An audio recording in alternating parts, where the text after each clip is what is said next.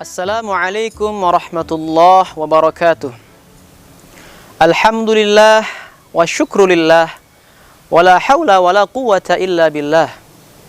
Allahul ladzi amarna bi'ibadatihi linakuna min ibadihil muttaqin. Ashhadu an la ilaha illallah wahdahu la syarika lah wa ashhadu anna Muhammadan abduhu wa rasuluh. Allahumma salli wa sallim wa barik ala nabiyyina Muhammad wa ala alihi wa ashabihi ajma'in, amma ba'd. Pemirsa yang dirahmati Allah Subhanahu wa taala, Allah berfirman dalam surat Al-Baqarah ayat 183. A'udzu billahi minasy syaithanir rajim. يا أيها الذين آمنوا كتب عليكم الصيام كما كتب على الذين من قبلكم لعلكم تتقون.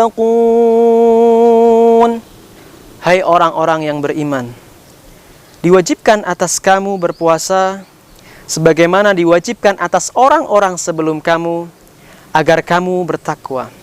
Salah satu kebiasaan kita ketika memasuki bulan Ramadan adalah terkadang kita terlalu banyak menyia-nyiakan waktu yang ada.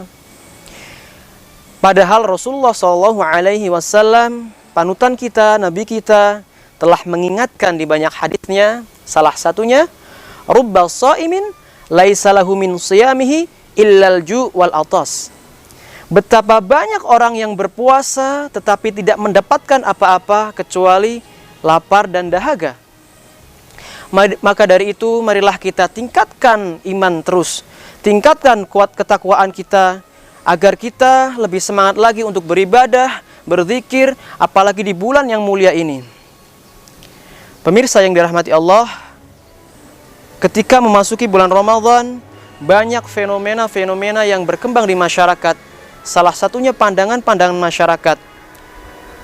Salah satunya ada yang berpendapat seperti ini sebelum kemarin memasuki Ramadan. Puasa lagi, Ramadan lagi. Jadi seolah-olah orang ini mengatakan bahwa puasa itu bukanlah sebuah rahmah bagi dia, melainkan hanya sebuah beban. Saya memahami, mungkin orang yang mengatakan hal tersebut hanya berpandangan bahwa ketika bulan Ramadan harga barang pada naik, dan mungkin orang tersebut tidak mengetahui apa esensi dari puasa tersebut. Dan mungkin juga dia bermalas-malasan untuk berlapar-lapar. Maka dari itu setidaknya ada 2 poin penting kesalahpahaman di masyarakat yang harus kita luruskan. Poin yang pertama yaitu puasa bukanlah sebuah pesta makanan.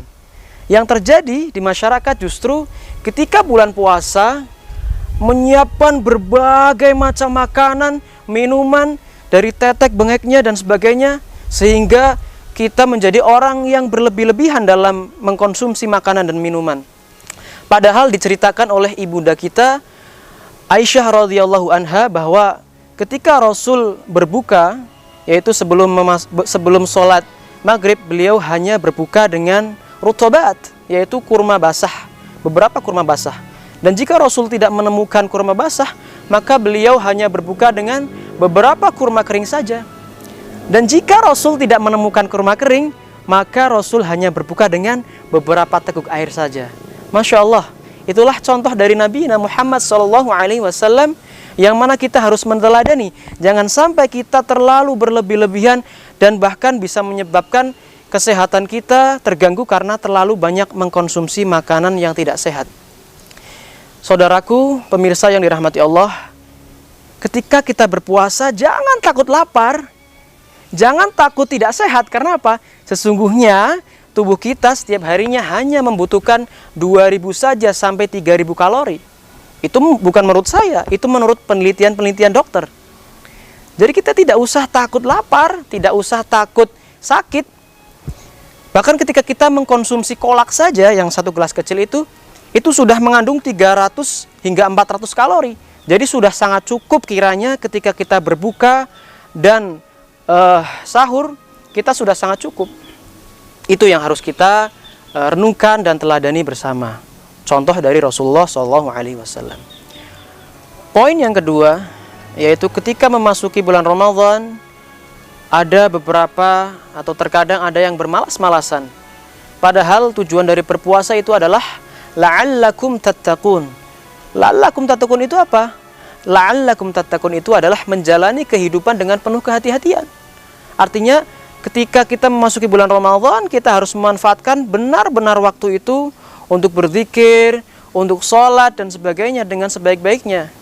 Contoh zikir yang disyariatkan ketika bulan Ramadan yaitu kita memohon ampun kepada Allah. Allahumma innaka afuwun tuhibbul afwa fa'fu anni. Dan masih banyak lagi.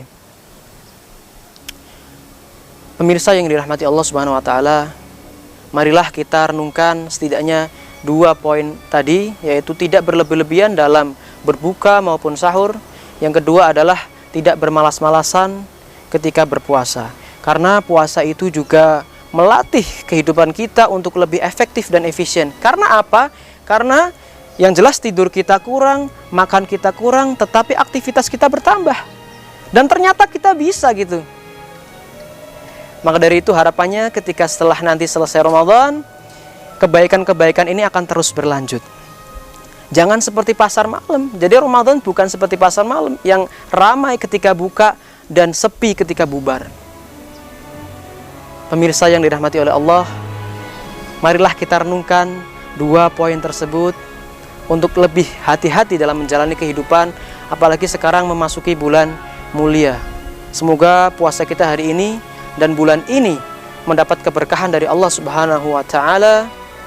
Cukup dari saya. Assalamualaikum warahmatullahi wabarakatuh.